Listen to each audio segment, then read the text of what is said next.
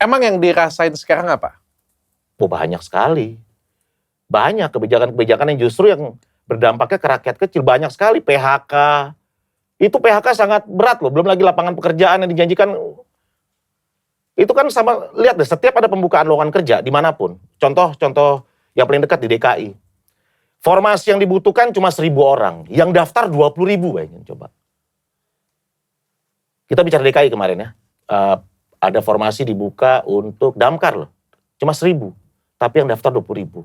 Belum lagi yang di Bekasi kemarin, yang job fair. Bludak ya? Waduh. Tapi ngerasa gak sih perekonomian akhir-akhir ini gak baik-baik saja? Ya. Daya beli masyarakat itu turunnya, kata UMKM ya, kata teman-teman gue ya semuanya ya, turunnya itu drastis banget.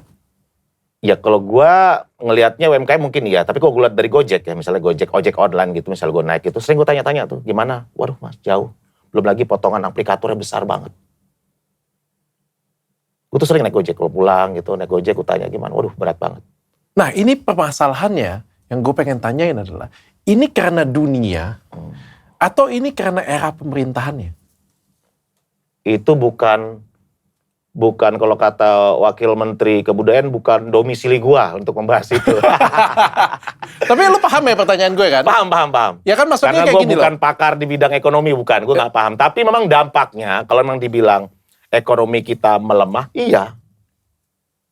Lu tanya kemana-mana orang dagang pasti, apalagi toko-toko, waduh sepi banget.